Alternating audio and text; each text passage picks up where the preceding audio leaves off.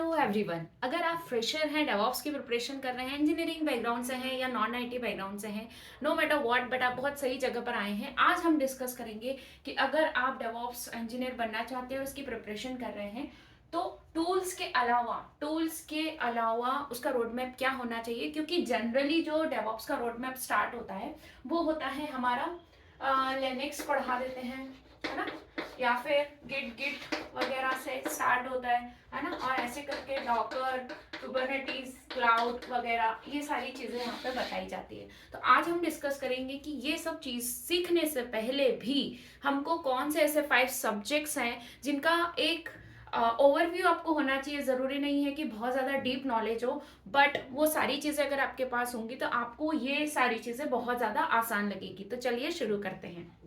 पहला होना चाहिए आपका ऑपरेटिंग सिस्टम का नॉलेज। ऐसा क्यों? क्योंकि देखेंगे पहले जो एप्लीकेशन रन होती थी वो हमारे एक नॉर्मल कंप्यूटर पे होती थी। फिर हमने उसको क्या किया, थोड़ा सा और एडवांस करने के लिए फिर हम उसको सर्वर पे लेके गए, लिनक्स सर्वर का यूज हुआ, है ना। उसके बाद में फिर क्या हुआ, यहाँ से हम कहाँ पर आए, ये फिजिकल होते थे, फिर हम आए उसके किस पे, वीएम पे, मतलब वर्चुअल मशीन्स पे आए, है ना। उसके बाद में हमने क्या किया, यहाँ से फिर हम गए डॉकर पे, जिसमें हम क्या कर रहे हैं, एक कंटेनर के फॉर्म में एप्लीकेशन रन कर रहे हैं। And now we have move to pods. हमारी एप्लीकेशन रन हो रही है पॉड्स में। लेकिन आप देखेंगे कि ये सारी चीजें, इन सब का बेस क्या है, ऑपरेटिंग सिस्टम। सो इसीलिए आई विल रिकमेंड कि थोड़ा सा आपको बेसिक नॉलेज पहले ऑपरेटिंग सिस्टम के बारे में पढ़ लो, ताकि उसमें जैसे पॉड रिस्टार्ट हुआ है, सर्वर क्यू रिस्टार्ट हुआ है, मेमोरी मैनेजमेंट, सीपीयू हैंडलिंग, ये सारी चीजें आसानी से समझ में आएंगी। नेक्स्ट है नेटवर्किंग। 99% डेवऑप्स में जो भी इश्यूज आएंगे, इन जनरल जो भी इश्यूज आते हैं प्रोडक्शन में, वो नेटवर्किंग से रिलेटेड होते हैं। क्योंकि एप्लीकेशन तो आपका डिप्लॉय कर चुके हो आप, सिस्टम आपका चल रहा है, लेकिन कहीं पे भी कुछ भी चीजें फटती हैं, जिसको बोलते हैं सर्वर फट गया या ब्रेक हो गया, इश्यूज आ गए, तो आप देखेंगे कि कहीं ना कहीं वो नेटवर्क का प्रॉब्लम हो सकता है। तो इसका भी बहुत ज्यादा डीप में, इस ये वाला सब्जेक्ट वैसे डीप में होना चाहिए, बट अगर आप डायरेक्टली क्लाउड पे जाना चाहेंगे, क्लाउड सीख रहे हैं, उसमें डायरेक्टली आप वीपीसी सीख रहे हैं या फिर सिक्योरिटी ग्रुप सीख रहे हैं, तो इन सब का बेसिस भी क्या है, नेटवर्किंग। क्योंकि पहले हम देखते थे कि जैसे हमारा एक लैन नेटवर्क होता था, लोकल एरिया नेटवर्क, जिसमें हम क्या करते थे, केबल्स के थ्रू कनेक्ट करते थे। फिर धीरे धीरे वो वायरलेस टेक्नोलॉजी पे गए, मोबाइल कंप्यूटिंग पे गए। तो सारी चीजें है, लेकिन उसका बेस क्या चल रहा है, नेटवर्किंग। अभी मैं क्लाउड पे भी आऊंगी थोड़ी देर में। तो इन सब चीजों का बेस क्या चल रहा है, आपका नेटवर्किंग। इसीलिए आई विल रिकमेंड कि थोड़ा सा नेटवर्किंग सब्जेक्ट्स भी आपको अच्छे से देख लेना चाहिए। Now the third is database. देखो, डायरेक्टली अगर आप क्लाउड में आरडीएस वगैरह ये सारी चीजें पढ़ने लगोगे तो थोड़ा सा प्रॉब्लमेटिक हो सकता है। डेटाबेस का नॉलेज होना इसलिए जरूरी है क्योंकि हम डेवऑप्स में डेटाबेस बिल्ड नहीं कर रहे हैं, वो डेवलपर की साइड से आएगा। हमको उसमें डेटा पुट ऑन करना है, क्वेरीज रन करनी है, बट हमको इसलिए पता होना चाहिए क्योंकि इसको हमको सिक्योर करना है। इसके बारे में हमको इसलिए पता होना चाहिए क्योंकि इससे हम रीड राइट क्वेरीज अगर चला रहे हैं तो उसके बारे में हमको थोड़ा सा पता होना चाहिए, इसके टाइप्स के बारे में पता होना चाहिए, इसके स्कीमास के बारे में पता होना चाहिए। क्यों? क्योंकि ये सारी चीजें कब काम आती है, ये सारी चीजें जब कोई इश्यूज आते हैं, स्लो क्वेरीज इशू आ गया, आपका कोई एप्लीकेशन है जो रन हो रही, बहुत स्लो एक्सेस कर पा रही है डेटा को, तो इन सब चीजों में आपको ये वाला नॉलेज बहुत ज्यादा काम आएगा। तो हमको बहुत एज अ डेवलपर लेवल पे डेटाबेस नहीं सीखना है, बट हमको उतना ज्यादा सब कुछ पता होना चाहिए जिससे हम किसी भी तरह के डेटाबेस के इंटरनल फंक्शंस को समझ पाए। Fourth one, I would recommend distributed system. Distributed system का नॉलेज इसलिए होना चाहिए क्योंकि अब आपको भी पता है कि डेवऑप्स में हम लोग माइक्रो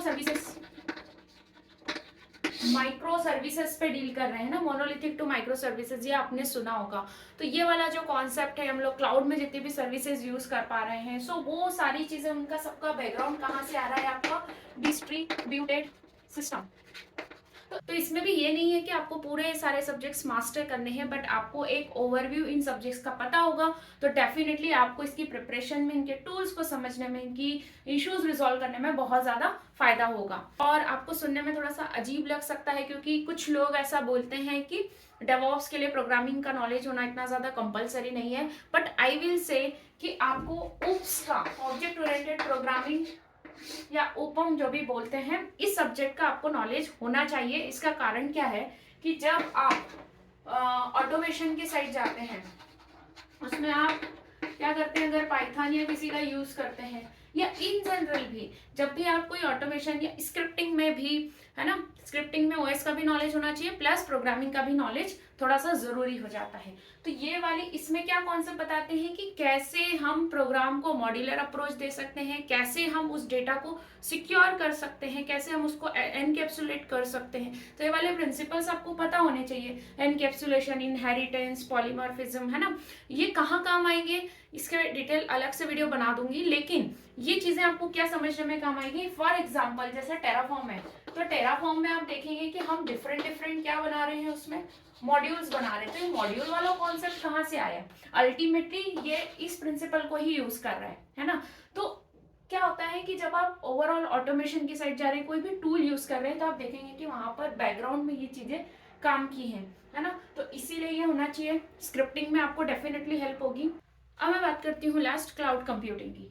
तो जब हम क्लाउड की बात कर रहे हैं, तो क्लाउड में हो क्या रहा है, एट लास्ट आप देखेंगे तो वहां पर आपके पास वीएम्स, मतलब EC2 इंस्टेंस जो बोलते हैं, अगर मैं AWS की बात करूं तो EC2 इंस्टेंस या फिर जो वीएम्स है वो अवेलेबल है, स्टोरेज सर्विस अवेलेबल है ना, डेटाबेस सर्विस अवेलेबल है ना, नेटवर्किंग सर्विसेज अवेलेबल है।